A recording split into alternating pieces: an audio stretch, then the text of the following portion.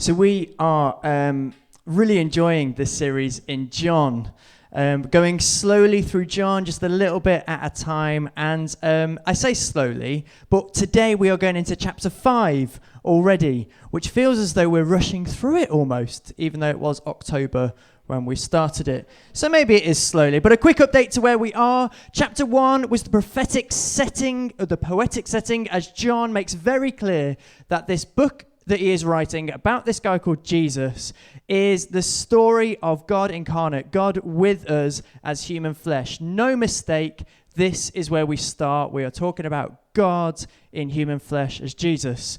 Then he leads straight on into Jesus' ministry. No nativity scene in John, just John the Baptist preparing the way and Jesus gathering his followers together. Then the next few chapters are the 4 Jewish institutions. So he goes through stories of Jesus' life at the start, through this idea of 4 key institutions that everyone that is from a Jewish background would fully understand the context of. 1, a wedding, and Jesus turning water into wine. 1, a temple, and Jesus turning the tables. 1, the rabbi, and his conversation with Nicodemus, and then a sacred well, a historic site of importance when Jesus meets the Samaritan woman.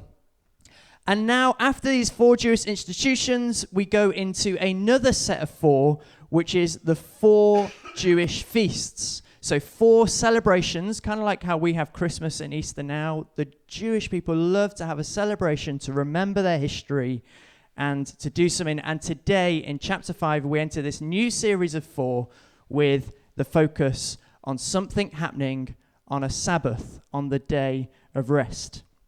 So let's read it together, shall we? If you've got a Bible, if you've got it on your phone, go to John chapter 5. It'll also be on the screen in English and yn Gymraeg. And let's read this together. So chapter 5, verse 1 to 15. So afterward, Jesus returned to Jerusalem for one of the Jewish holy days. Inside the city, near the sheep gate, was the pool of Bethesda, with 5 covered porches. Crowds of sick people, blind, lame, or paralyzed, lay on the porches. One of the men lying there had been sick for 38 years. When Jesus saw him and knew he had been ill for a long time, he asked him, "Would you like to get well?" "I can't, sir," the sick man said, "for I have no one to put me into the pool when the water bubbles up. Someone else always gets there ahead of me." Jesus told him, "Stand up, pick up your mat, and walk." You'll have to excuse me, I'm going to go yn Gymraeg. So a dyma'r dyn a cael ei wella ar unwaith. Cododd ei fatras y ddechrau cerfed. Digwyddodd hun a dydd siabod i'r weddon. Felly dyma'r awenwyr Iddewig yn dweud, wyth y dyn oedd wedi cael ei iechyd. Mae hi'n dydd sabod heddiw. Rwyt ti'n torri'r gyfraith wyth cario di fatras. Ond y dyn waith fi iechu I ddwelodd weddo I. Cod di fatras y cedda. Felly dyma nhw'n gofodd oddo. Pwy ydy'r dyn dyweddodd hynny'n wrthod ti? Ond doedd gan y dyn gafod ei iechyd ddim syniad. Ac roedd Iesu wedi llwytho I fwth am fod tyrfa fawr wedi casglu yno.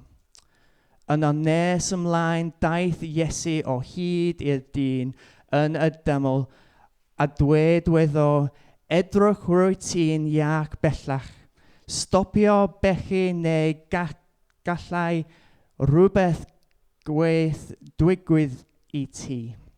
Aeth y dyn I fwyth a ddweud wyth a arwenwyr mai Iesu oedd wedi wella. Diolch. Dwi'n trio. So this story is set in the city of Jerusalem, a place every Jew would have known the layout of. A little bit like most people in the UK and probably across the world know a little bit of the layout of London. So London, we know, has this big river meandering through it, a few bridges. There's that big clock tower in the middle, and right by it is that kind of big building where some people make some decisions from about our country. You know, there's a palace somewhere nearby, and not far from that, there's some shops and theatres and stuff like that. Basic layout of London for you. Kind of very similar to Bangor.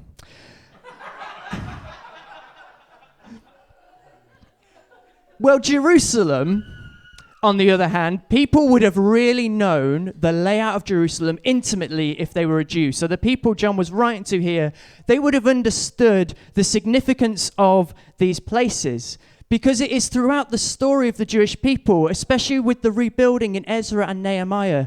And today we hear clearly about these gates and landmarks as John begins providing the context of this story as Jesus entering via the sheep gate. And this was the first gate that was rebuilt in Nehemiah by the leaders of the rebuilding. And this gate has a special sentiment because it's called the sheep gate because that is where the sacrificial lambs that were killed for the atonement of sin, for the forgiveness of sins in the temple, that's where they would have entered.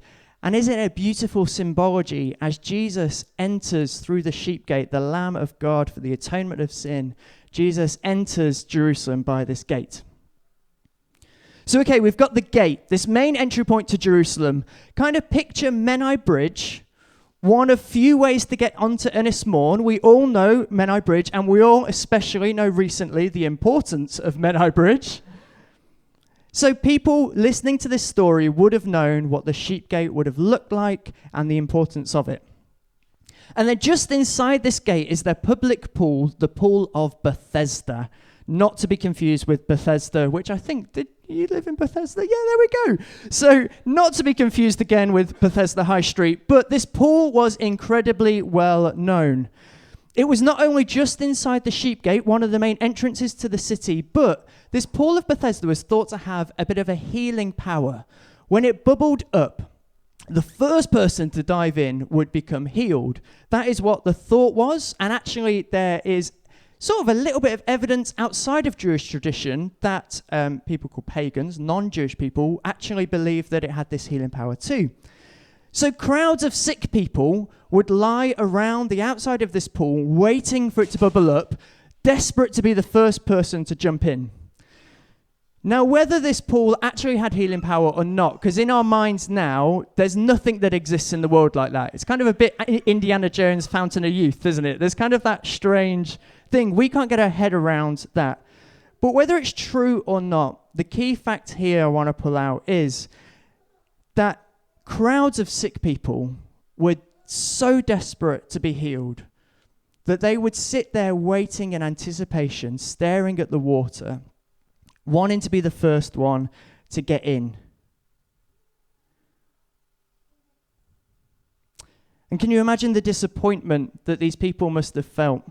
That their only hope in life was to sit there in their state, paralyzed, sick, ill, waiting, their only hope thinking, I've got to beat everyone else around here. So instead of resting and trying to get well, they are on edge, desperately waiting. Kind of another analogy is a little bit like a lottery ticket. Like, I'm sure that like some people do win it. You got to be in it to win it, the lottery, yeah? But actually, do people who buy lottery tickets week in, week out genuinely think that this is going to be their week, they're going to win, and their life will change? And every week there is that level of anticipation yet disappointment when it's not them. It's kind of like that, but on a much broader scale. The disappointment and desperation at this site must have been so palpable in the air. And then final scene-setting thing that John takes us through is the man. The man had been there for 38 years. So he would have been known just inside the sheep gate at this very famous site. He'd been there for 38 years begging and desperate. People would have known this guy around the city. And when Jesus approaches him, he knows that he had been ill for a long time. Maybe prophetically, maybe he just knew. But actually, maybe just because he knew this guy as well, because he'd been there for 38 years. He was desperate, begging right by one of the main entrances to the city. So, okay, scene set. Now for some telly. All right. So isn't it amazing how watching something on a screen depicted in a visual way can help us understand it a little bit differently? Because let's face it, I'm talking here about first century Jerusalem, which, has anyone ever been to Jerusalem here? First of all, no. Very difficult to get our head around that culture. Never mind that culture 2,000 years ago. Yeah? But not to say this is a perfect depiction at all, but me and Rach recently have been watching The Chosen. Have you guys watched The Chosen? Brilliant. Absolutely fantastic. The way that it has been developed to kind of unpick this Jesus story in a visual way. And so the scene from Bethesda, I want to show you that so that we can have a bit more of an understanding of the context of where this was at. Karen, let's watch The Chosen. Shalom. Me? Yes. Shalom. I have a question for you. For me. I don't have many answers, but I'm listening. Do you want to be healed? Who are you? We'll get to that later. But my question remains. Will you take me to the water?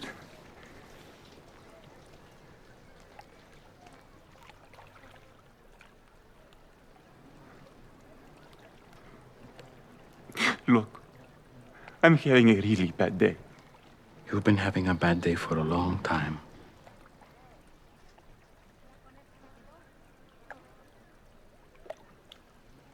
So? Sir, I have no one to help me into the water when it's stirred up. And when I do get close, the others step down in front of me. And so... Look at me. Look at me.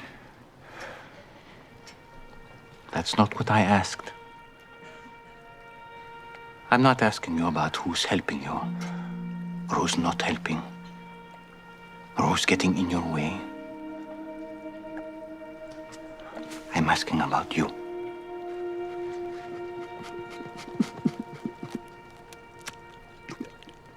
I've tried. For a long time, I know. And you don't want false hope again, I understand. But this pool, it has nothing for you. It means nothing. And you know it. But you're still here. Why?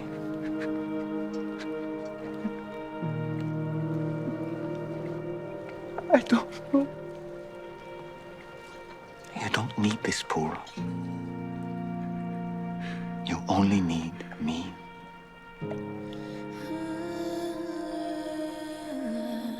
So, do you want to be healed?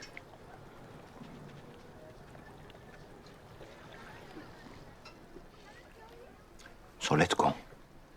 Get up, pick up your mat, and walk.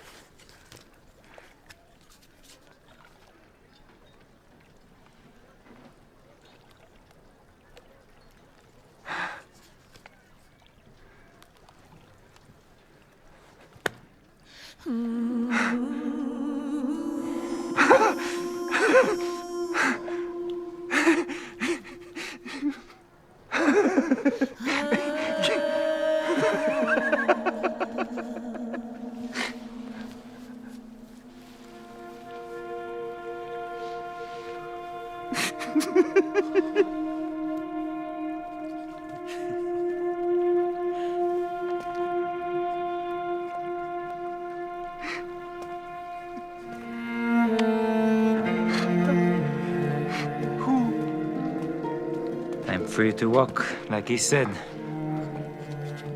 Don't forget your bed.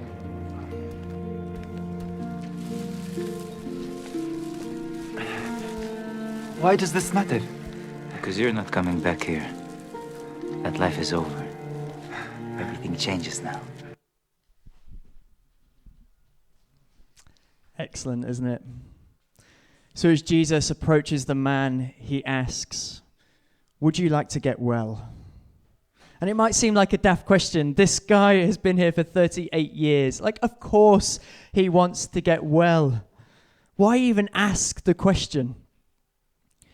Yet isn't it something that we would actually all struggle to answer if we truly thought about it in our context? Because maybe for us it isn't being paralyzed or in having critical illness.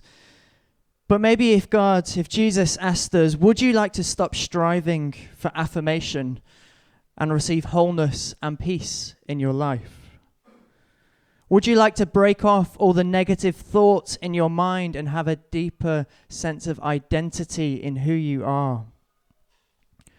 Would you like to not be driven by money and possessions and live through faith and love? Would you like to overcome addiction to something? And here I don't just mean smoking, drugs, drink, sex, of course those things, but also how about addiction to television, our phones, food?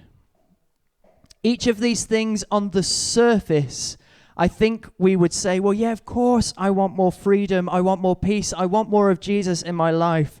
But do we honestly live each day like that? Now back to the story in John 5. Note the response of the man is not of course, well, yeah. His response is, I can't. Then he goes on to justify why. I have no one to put me in the water. Someone always gets there before me. He isn't saying no. Of course he wants to get well, but he has lost his resilience, his confidence to think he can do it, that it would happen for him. It's as if he's got that lottery ticket that is just always a number short, and he knows that he'll keep buying the ticket, but he'll never win. He has an excuse. And isn't this often our response of, I can't not spend that much on my kids or on my car or my food or coffee or clothes because I need that money for me to live the life that I deserve, that I want. I can't leave my phone on the kitchen side for the day because what if someone needs me? I'm kind of important. I can't open up that area of my life because, well, I get to choose how I lead my life. No one else can dictate, not this old book or anything else. I can't step out and make that bold choice and go for something because if it didn't work out, it would hurt too much, and I can't have that again. I can't pray for a miracle as I have seen so many prayers unanswered. I can't spend time reading my Bible in this season because I'm just too busy. And I love how in this version of that The Chosen depicts, Jesus says, I'm not asking about who is helping you or who is not helping you or who is getting in your way. I'm asking about you. And the man responds, I have tried. But Jesus knows and he says, yeah, for a long time I know. You don't want false hope again. Like, what a powerful dialogue, unpacking what this might have looked like back then for this guy. How many of us can relate to that? I have tried, but it didn't work out, and I cannot hope, I cannot go again. Or I want to take that step and see that breakthrough, but I am tired and I cannot face another failure or it going wrong. Or I have others to think about too. I need to provide for my family. I need to do this. It feels too risky. It's too out of my control. I have tried, but I can no longer. How often is that our response, even if not outwardly, but inwardly? We might think that we are not good enough, able enough, quick enough. Someone is always there before us, better than us, more able than us, and maybe we should just leave it to them to get on with because they are much more gifted than I ever will be. Or maybe the sense of injustice that comes through this passage. I have no one to put me in the water when it bubbles up. Maybe for you it was, I wasn't born with the money that person has, the education, the role models, the opportunities. I don't know enough. I haven't got enough. I can't risk that much. Whatever it is, you fill in the blank. But Jesus' response to us today is, the pool has nothing for you, and you know it. But you are still here, sat by the pool. Why? You don't need this pool. You only need Jesus. So do you want to be healed? If so, let's go. Stand up, pick up your mat, and walk. So last Sunday, we celebrated our youngest boy, Joseph's first birthday. Some of you will know, but maybe not all, that this time last year, we were sat in Alderhay Hospital, with Joss as he was severely ill. Here we go. So he was born with water on the lungs from a diaphragmatic hernia, so a hole in his diaphragm. And then as well, he had a perforated stomach that was causing lots of air to gather in his stomach. So in the first day of his life, he needed an operation after 8 hours. And then 4 days later, they found another problem and they needed to operate on him again. Now, you've all seen him today. He is a happy, beautiful, strong, smiling boy. Yet in those days leading up to him being born and the first few weeks of his life, we were dealing with the very real prospect that our little boy might never come home. Because a diaphragmatic hernia in this country has about a 60% survival rate. And in other countries that don't have the medical care we have, it's a 1% survival rate. So he's our little miracle boy.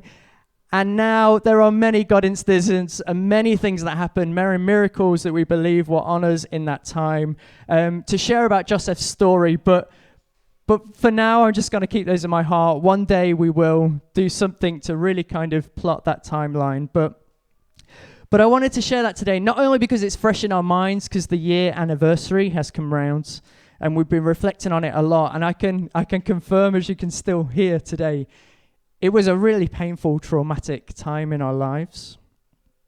We had to go to a place of preparation, knowing that there were two futures before us. One where our boy would come home, and one where he would not. But we would be holding on to the promise that we would see him again, fully restored and renewed with Jesus. And we just had to sit and wait and pray. Like me and Rach at that time, this time last year, were sat by the poolside. We were sat by the pool of Bethesda in our hearts, unable to think of anything other than the sheer desperation for our boy to be well. Knowing that we couldn't make it happen through our own strength. We couldn't control anything. We just had to trust other people with our boy. And then we had a choice personally. Do we wallow in the pain and uncertainty, in the anger and bitterness, letting that well up in us? Or do we assume a posture of gratitude and hope? Hope in this life or the next. By that poolside at that time, Rach and I were being asked, would you like to get well? Not would you like Joseph to get well, but would you like to get well, Alan? Would you like to get well, Rachel? Will you trust me with your son, even if it does not go the way that you want it to on this earth? Will you trust me? Jesus asked us again. And he said, get up, pick up your mat, and walk.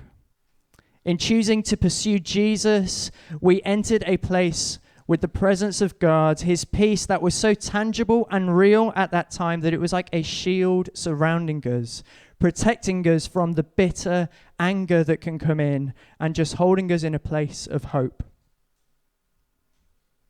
What is Jesus asking of you today? What things are in your life that Jesus is coming before you, each one of us individually, and saying, do you want to get well? So 2 weeks ago, we had Loving Anglesey Sunday. And it was great to see so many people engage with dreaming about how church could bring life and hope to Ennismore. But not only that, how their unique gifts and skills and experiences could help make this happen. Like, we had a great time on Monday night as a leadership team, looking through all these things that were drawn out, going through, and genuinely, absolutely everything that was shared, we looked at and was like, yes and amen, look at that. Wouldn't it be amazing if we could do that? Yes, look at that. That person has this gift and skill, that passion. Amazing. Like, God is on the move in our community. It is so exciting. And I just want to add, from kind of a leadership point of view, we have kept those, we've made notes on those, we're like reflecting and chewing on those, and as we nurture and develop kind of our long-term vision, our next stage of Capel Goleudy, we are definitely feeding those things through, and obviously then anything else that bubbles up and comes out. Like, obviously we can't do everything corporately as a church, because there were lots on there. Some things we will become more of a corporate thing. Some things, maybe it is more God saying to you personally, like, run with it, go with it, take that step. And we want to support and equip and resource you in the best way we possibly can. Because our dreams are powerful, aren't they? So do you today have a dream that you would love to see fulfilled? Is there a word or desire on your heart that has been buried for so long that God is helping you to rediscover at this time? Yet how many of us during this experience, or maybe as we're sitting here thinking about a dream or a hope we have, maybe question, is it really possible? What obstacles do we put in the way? Like, as the paralyzed man responded to Jesus, what is for us but no one is there to help me get into the water. I just don't have that person helping me get there. And what would it mean to you today for Jesus to stand in front of you and say, stand up, pick up your mat, and walk? In other words, go for it. I am with you. I am behind you. You can do this. So I'm coming to a close, but I just wanted to touch on one more thing. So in the passage that we read, it goes on to then talk about the Pharisees, so the group of religious leaders that were very kind of, we've just got to follow rules. And they weren't a fan of Jesus. And they saw this happen, like you saw in the video. They were just in the background in the black and white looking on. And basically what happens next is the guy picks up his mat. He is walking. These guys would have known this guy had been there for so long. They have just witnessed him be healed. But what's the first thing they say to him? Why are you carrying your mat, mate? Can't do that on the Sabbath. That's work. And this guy who's just been healed, instead of hearing, Bob, look at you, you can walk, he gets a computer says, no, there, you can't do that. That's not the right thing. Like, how demoralizing for the guy. He wants to go on to his new life, but he's being questioned by people who he sees from authority, or people that maybe are trying to mean well for him, but they're questioning what it is. But he does respond and says, but the guy who's just healed me told me to pick up my mat and walk. And they say, yeah, but who was that guy? Do you really know who he was? What authority does he have to say that you can do that? I'm not so sure, to be honest, mate. I'm not so sure. These guys were dream stealers. And maybe they were meaning well, trying to be like, look, if you want to go on in your life, you need to now follow these rules. And on the Sabbath, you can't carry your mat. That's work. Whether they meant well or not, they were trying to take away this guy's joy and hope. Have you ever been in a position where you've been filled with a passion and desire for something? You've got the energy to go for something, and then someone just questions it, maybe meaning really well, or maybe not. Maybe they're just trying to bring you back down to their level. But how would we respond to that? So this guy goes off and he finds Jesus again, and Jesus then basically says to him, you have been made well, stop sinning, now go. And he finds the authority that he knows is now in this name of Jesus, and off he goes. Jesus is stood there in front of each of us today, asking us personally, whether we know him yet or not, would you like to get well? If so, pick up your mat and walk. So I think that from this story, there's kind of three responses that we can have. There's one about taking this decision seriously in our lives. So for some people here, I think that there is something around opening up your heart a bit more to God. Maybe an area of your life that is a bit closed off to full discipleship and trusting God with something. Maybe it's around that kind of addiction thing. Maybe it's around just our finances or our time. Maybe it's around our family life or what that looks like. But taking the decision seriously to know that actually for more freedom in life, God is saying, let me make you well from that. For some here today, there is a sense of a dream bubbling up inside of you, maybe something from a past that a dream stealer has taken away, or something that just feels a bit risky or uncomfortable, where you would have to put a huge amount of control and trust into Jesus. But there is that strong sense of get up, pick up your mat and walk, and trust that God has got this. Trust that you have been healed, even after 38 years of lying on that mat, that there is a time to stand and walk. And then I think there's a third group of people today that maybe this is the first time you have ever been asked this question, would you like to get well? And maybe your response is, I can't. You don't know what I've been through, who I am, what that looks like. But I want to invite you to try and say yes today, to stand up from that place by the pool, the place where you know is futile. You know that you're never going to get in the pool first. You're not even sure if the pool has ever got that healing power in the first place. But there is this invitation from Jesus today, stood in front of you to say, stand up, pick up your mat and come with me on a journey of a lifetime. So I think there's quite a few of these different things. We're going to respond in different ways. I've got a song to play in the background, and I think, are we going to do some worship? Or, yeah. I'll